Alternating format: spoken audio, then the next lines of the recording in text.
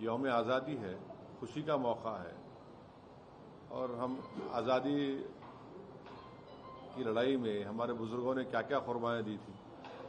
तो अब उस दिन भी अगर हम ये बोलेंगे कि नहीं नहीं ऐसा नहीं है, ठीक नहीं है, वो ठीक नहीं है, मुझे समझ में नहीं आई ऑर्डर क्यों निकाला गया और मेरी नज़र में एक अनकॉन्स्टिट्यूशनल है और इस तरह का ऑर्डर नहीं निकलना चाहिए था।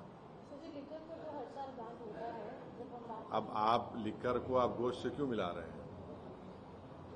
फिर तरकारी भी बंद कर दी, फिर आप पूरा ही बंद कर दीजिए। फिर आप भाई लिकर पे बैन जब होता है तो बहुत अच्छी चीज़ है, मगर हम ये अब उस दिन हम तो आज़ादी मना रहे हैं, आज़ादी की खुशी मना रहे हैं और क्यों आप उसको बंद कर रहे हैं?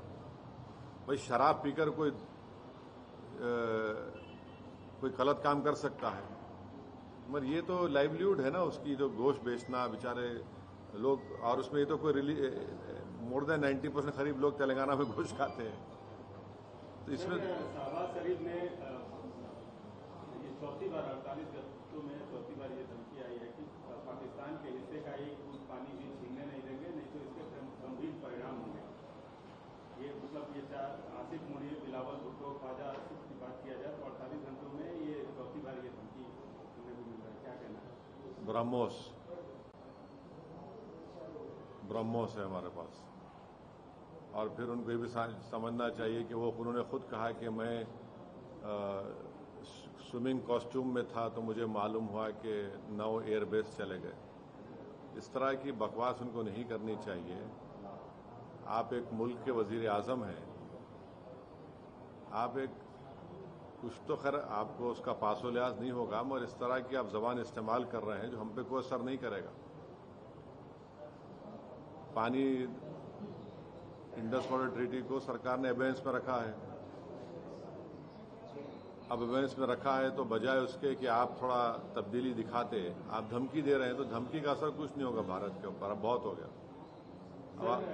नूह में फिर घटना घटी है, गाड़ी पार्किंग को लेकर वहाँ पे फसाद हुए, क्या कहना है? नहीं, मुझे डिटेल नहीं मालूम, उसकी डिटेल मालूम करके बोलूंगा। सर, तेजस्वी यादव का आरोप है कि बिहार में वोट चुराने को लेकर चुनाव आयोग भाजपा के साथ साठगांठ कर रहा है।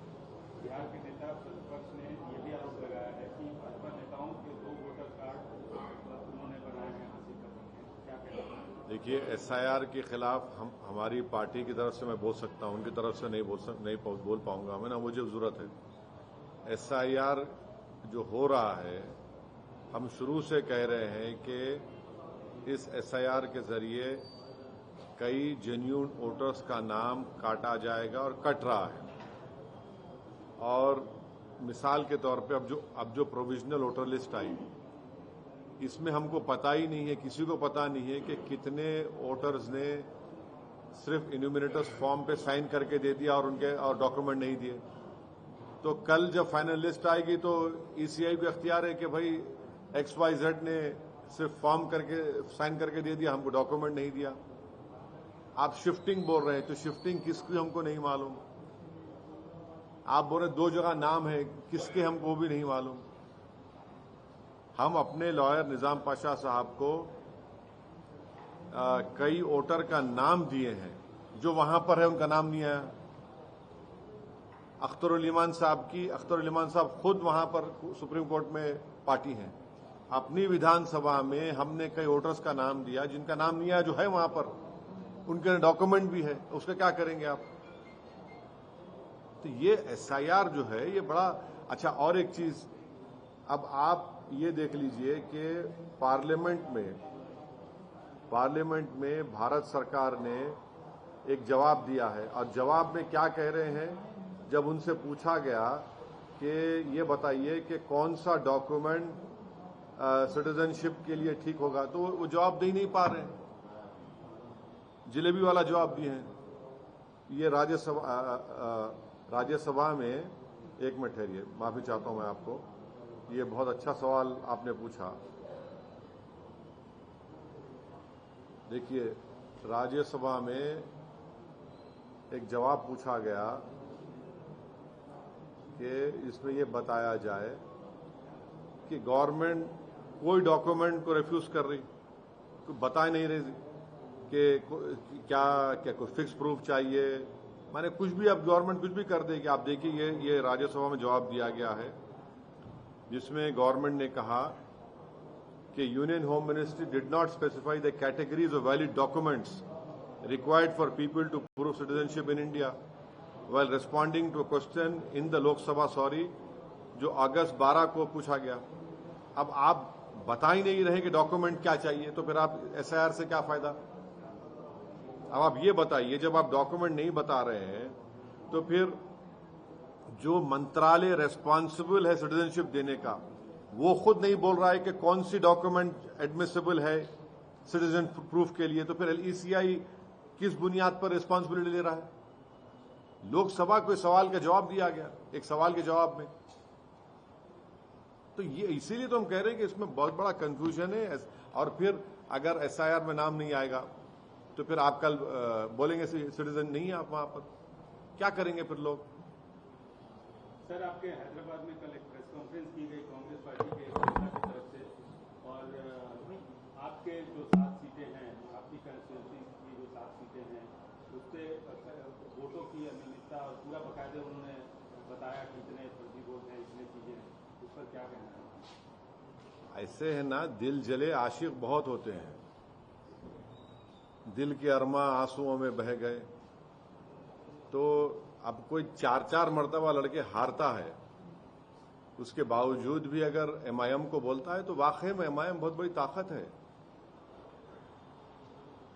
इलेक्शन कमीशन बनाता है वोटर लिस्ट, हाँ, आपको ऑब्जेक्शन का टाइम है, आप ऑब्जेक्शन भी नहीं करते, नंबर 1। वोटर लिस्ट फिर आती है, आप देखते नहीं। ये अचानक ऐसा है ना कि ये इलेक्शन के कीड़े हैं जो इलेक्शन से पहले उठ जाते हैं और इलेक्शन के बाद सो जाते हैं। हाई कोर्ट से इनको रिलीफ नहीं मिलता है, हाई कोर्ट गए 2-2 मरतबा, शायद 3 हाई कोर्ट रिलीफ नहीं मिला। एक साहब तो इनका नाम लेना नामुनासिब है क्योंकि वो कांग्रेस में थे, बीजेपी में चले गए, वो सुप्रीम कोर्ट गए, वहां भी कुछ नहीं हुआ।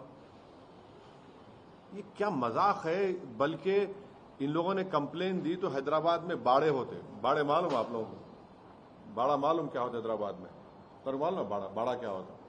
बाड़ा ऐसा होता है कि एक घर होता है, उसमें 4-5 कमरे होते हैं, उसमें लोग रहते हैं, एक फैमिली, 4-4 फैमिली। ये ही हमारे जितने हमारे ये तमाम ये दिल जले मजनू हैं, कंप्लेन दिए। जब इलेक्शन कमीशन की टीम गई, जाकर देखा तो वहां पूरे वोटर थे। ये हर चीज में आप इलेक्शन हार रहे, मैं जिम्मेदार। हाँ, तुम्हारी पार्टी में तुम्हारा कुछ नहीं हो रहा, मैं जिम्मेदार। हाँ, तुम्हारे घर में मुर्गी अंडा नहीं दी, मैं जिम्मेदार। तुम घर में लाके भैंस को रखे, वो दूध नहीं दे रही, मैं जिम्मेदार। तो मैं कहां तक जिम्मेदारी लूंगा।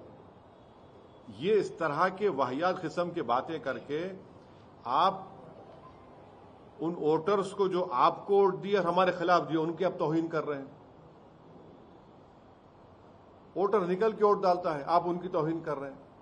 और फिर जब एसआईआर होगा तो तुम क्या करोगे बोलो। आप देखिए, ये 2 चीजें यहां पर, एक नंबर 1 एक एसआईआर और एक वोटर लिस्ट। मेरे को सबसे बड़ी फिक्र एसआईआर की हो रही है। अब एसआईआर जब होगा, तेलंगाना में होगा, अगर किसी का नाम नहीं आएगा तो ये लोग क्या करेंगे। तुम तो बोल रहे नाम नहीं आना बोल रहे ना तुम, इसका मतलब तुम भारत की नागरिक छीनना चाह रहे उनसे तुम लोग। अरे मेरी मुखालिफत करना है तो करो, मगर किसी का तुम सिटीजनशिप पे क्वेश्चन क्यों उठा रहे। इस तरह की वाहियात बकवास बक के ये लोग प्रूफ कर रहे हैं कि ये लोग किसी वोटर का नाम निकालकर उसका सिटीजनशिप खत्म करना चाह रहे हैं, उसको कहीं का नहीं रखना चाह रहे लोग। ये असल मकसद है उनका। इनका असल मकसद यही है कि सिटीजनशिप इन लोगों की खतरे में पड़ जाए, और हम वो होने नहीं देंगे। मैं तो आज से 20 दिन पहले पब्लिकली कह दिया हूं सबको, खासतौर से दलित मुसलमानों को, कि आप अपना बर्थ सर्टिफिकेट बनाइए। आप जितना आपका रेजिडेंस प्रूफ है उसको निकलवाइए।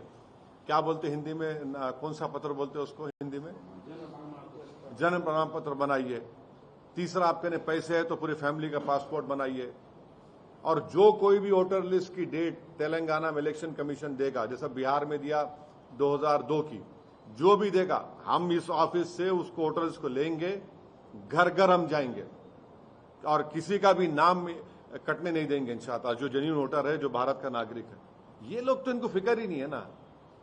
देखिए, आदमी में विजन होना चाहिए, कुछ सोच होना चाहिए।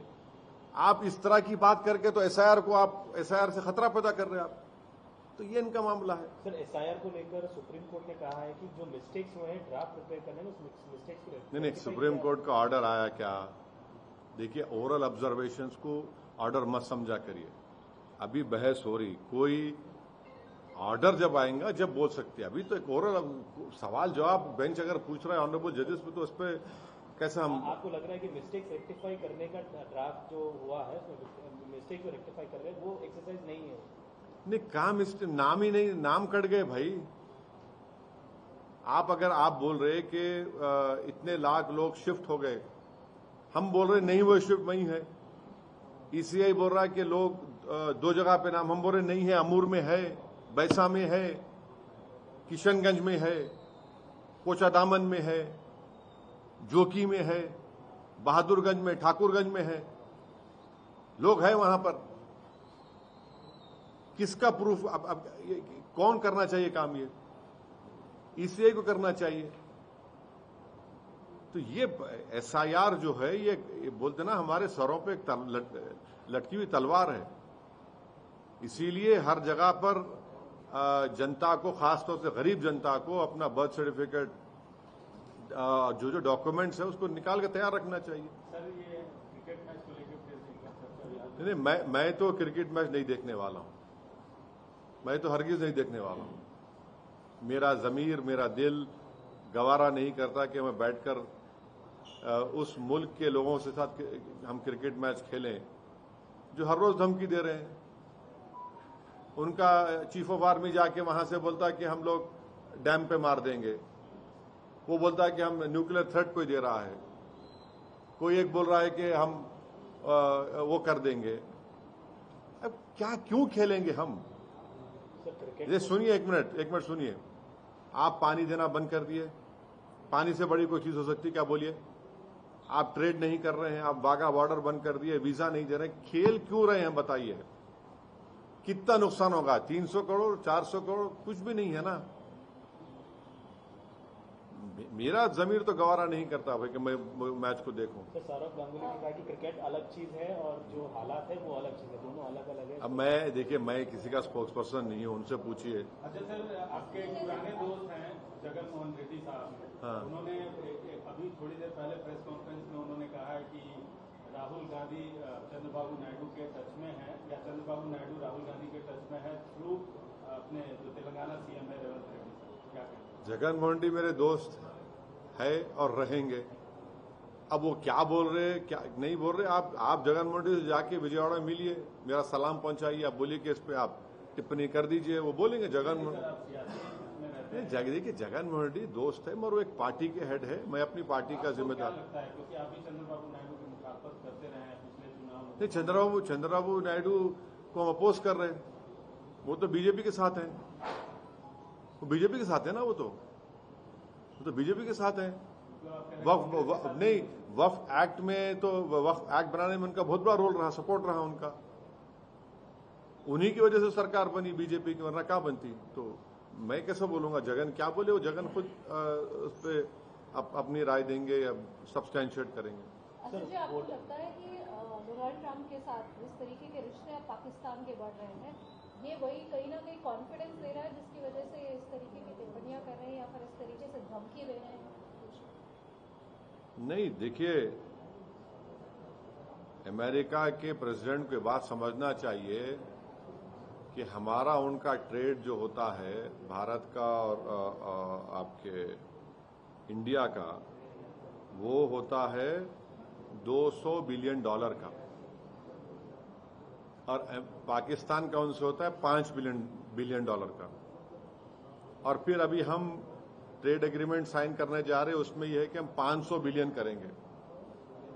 अब अमेरिका के प्रेसिडेंट को तय करना है कि वो ऐसे मुल्क से ट्रेड करेंगे जहां पर टेररिज्म एक ट्रेड है, जहां पर टेररिज्म एक ट्रेड है और भारत आपसे एक स्ट्रेटेजिक आपका अलाई है। पिछले 20-25 साल में मुख्तलिफ गवर्नमेंट ने, चाहे वहां की यहां की, उन्होंने इस रिश्ते को मजबूत किया। तब ये उनके ऊपर मुनस्सिर है, वो क्या चाहेंगे। मगर हम आपको बता रहे हैं कि ये जो 50% का ये जो लगाया उन्होंने, टैरिफ लगाया है, मैं आपको जिम्मेदारी के साथ बोल रहा हूं कि सूरत में जो डायमंड बनाने वाले हैं वो बेरोजगार हो जाएंगे। पहले हमारे ऑर्डर्स कम हो गए और मैं आपको जिम्मेदारी के साथ बता रहा हूं कि इसका इम्पैक्ट ये होगा कि तमिलनाडु का जो टेक्सटाइल बेल्ट है, ये 50% टैरिफ जो ट्रंप लगाए हैं, ये टेक्सटाइल पर, लेदर पर, footwear, James, jewellery, chemical, plastic, spices, T, coffee and shrimps. Tamil Nadu का जो टेक्सटाइल बेल्ट है वो हमारे देश का निटवेयर का सेंटर है। इससे इनके ऑर्डर्स रिड्यूस हो गए और इन पे बहुत कॉस्टिंग का प्रेशर पड़ने वाला है। हाँ, फिर आप चले जाइए, एक तो आपको बोल दिया मैं सूरत का, तमिलनाडु का। तीसरा मैं आपको बता रहा हूं कि अमेरिका ने section 232 of the trade expansion act 1962 के तहत स्टील एल्यूमिनियम पर 50% टैरिफ हो गया। हाँ, वहीं पर यूरोपियन यूनियन CBA